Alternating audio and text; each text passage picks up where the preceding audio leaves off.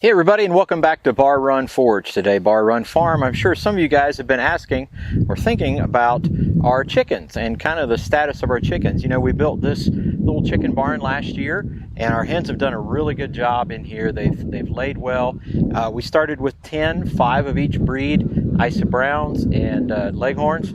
We started with 5 of each. We've had 2 deaths from different kinds of things that have happened here, and but they've done really well. We decided at one point in time, though, this wasn't enough space, and the winter was a little harsh on them, so we didn't want them wintering the whole time in here, so we've done something else. Take a look. Well, we have expanded things quite a bit. We took the little chicken barn right here, and we created this other one. Somebody's not happy about it. And we created this other building, and we have kind of called it the Hen House. It's really what it's become, but inside is a little bit different than what you might anticipate of most other hen houses. So I'm going to kind of show you that, give you an idea of what we did. I'm not really going to go through the process. We didn't video any of the process, but this was basically built, other than the metal, with found materials. Most materials we've had on hand for some time. We bought a few things, like we'd use the same setup with the greenhouse with the drive-in post anchors, and then set the 4x4 posts on it. So it is an anchor system that is driven down in the ground, and then the facility is set on top of those posts. So it is a kind of standard barn frame construction, and then with the siding on the outside. So let's go inside and take a look. All right, we're inside the hen house right now, and I want to start by showing you a couple of features that we installed here in this part of the hen house. As you can see, we've got the wire mesh right here, and the hens are on the other side of that. And this is our storage area. We created some shelves here so that we could have storage for bedding up out of the way. The shelving here is slotted, so nothing can really collect up there. And we've got some of our extra large items, hoses, waters, extra waters. This water here is our heated water for the winter. And then up here we've got some of our other items. There's a heated pad here for our chicks. There's some Terra grubs right here that we got, and some other things that we use, some medication. So all of that stuff is kept right here in the storage area. In just a second, I'm going to show you what's down at my feet. So as we move down into the hen house on the storage side, or what I call the feed side of things, we've made it about as simple as we possibly can. My mom has a few limitations on her ability to do certain activities, and one of the things that we are trying to do here is to make things as easy as possible without any kind of restrictions or anything like that. So what we did is we got a tub here. We have a tote that has our feed in it. So we keep our feed in there. It's just as simple as popping the top on it. It's got a scoop right there. If the girls need feed, this is their feeder. And the feeder goes through the wall. It actually, there's a hole in the wall there, and the feeder is a gravity-fed feeder. And as we fill it up, it goes down into the hopper. The girls can come right up to the wall, stick their head in, eat to their heart's content, and that makes it really easy to fill up the feeder right from here, or even if you've got a bag. So the feeder is right there. The other thing that we did, and I'm going to show you even closer here in just a second, is on our water. We bought this water that has the drip cups, the fill cups on it, and those are on the inside. And so one of the things that I was very intent about is trying to keep the mess down. If you guys have ever dealt with chickens, you know one of the things that they really struggle with is making a mess in their feeder and in their water. And if they can stand on it and roost in it, they're going to poop in it. So what we tried to do is to make that one of those mitigating factors we try to get rid of. The other thing that you'll notice here is there are 4 sets of hinges and doors right here.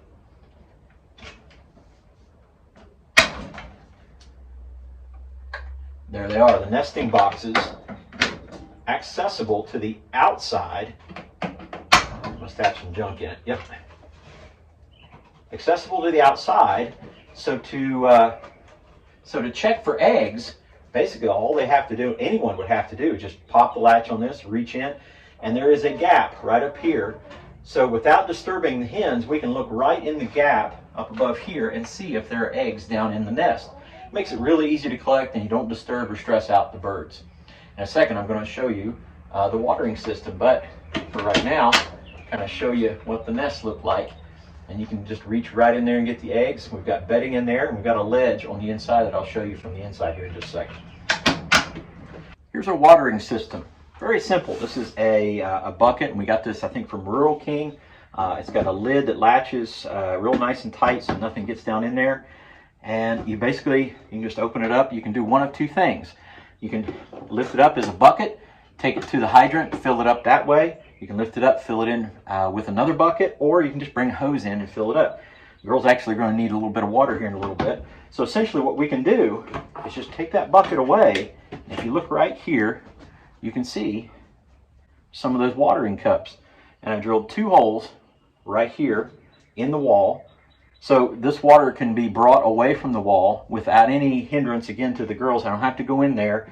And to put it back in, we just line it up to those 2 holes and just snug it right back up in there. And they have access to water at their disposal.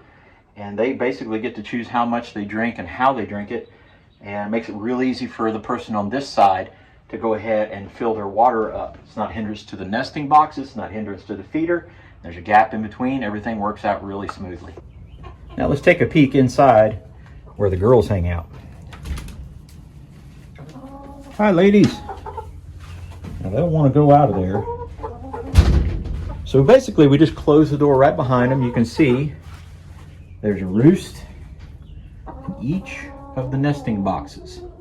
Now I know what some of you are going to tell me is this area right here should be slanted up so they can't get up here. I don't care. It's just another place for them to roost. If they poop up there, I bring the shovel in here and I clean it out. So we've made little nesting boxes for each one of the hens. There's 4. They don't care. They roost, they nest wherever they want to. So here's our girls right now. And what we did, both in the feeding area and here with the layers, is we have our bedding down here, but these are pavers. They are 1 by 1, 1 foot by 1 inch concrete pavers. And what that does for us, 2 things.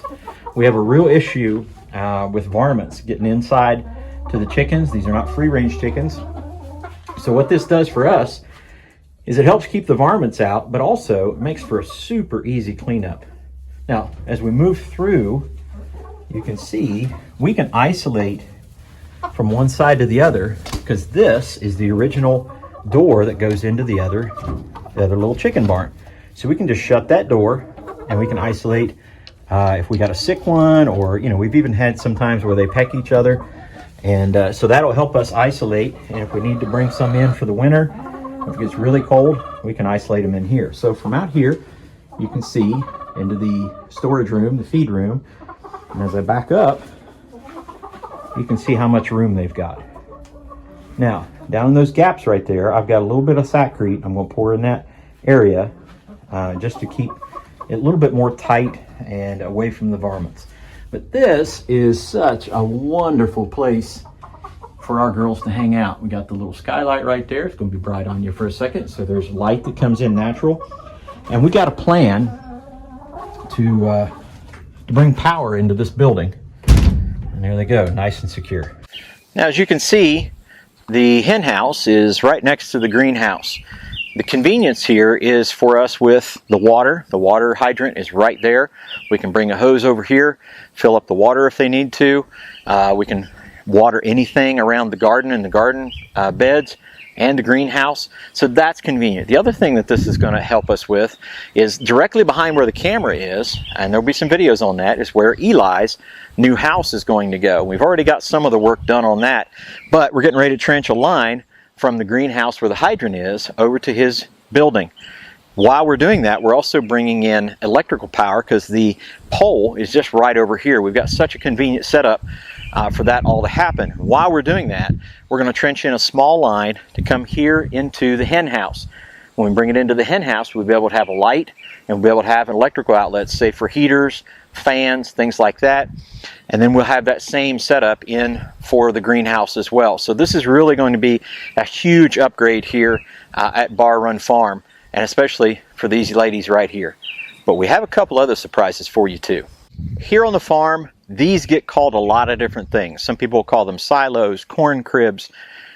We call them grain bins. That's what they've always been called to us, and that's exactly what this is. This is an old grain bin that my great-grandfather put up here on the farm many, many years ago.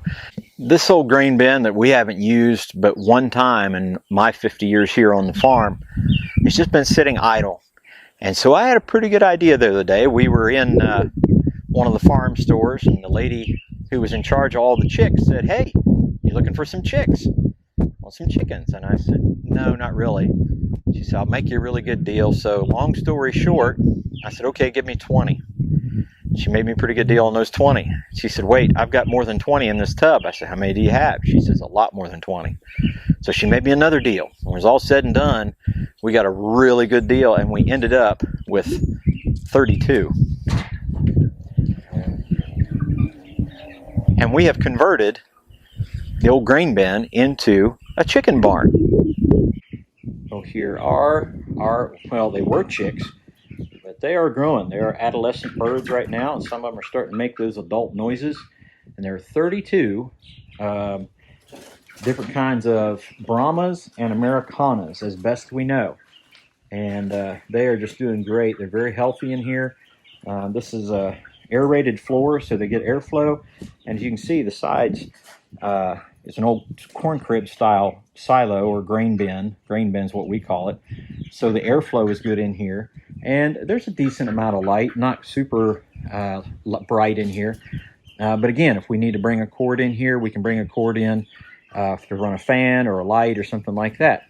Now, over there is their feeder and a tub of feed. So we leave feed in here in a tub. It's safe. And then that feeder right there holds a 50-pound bag of feed. So if you're doing a lot of meat birds, again, there's 32 of them in here. We fill it every so often, and it's not a terrible problem, but we can get up in here, fill it, and then we don't have to get in here so much. That's really the only downside, is getting inside the bin. Now, the other thing you'll have to notice is our watering system. So let's take a look at that right there.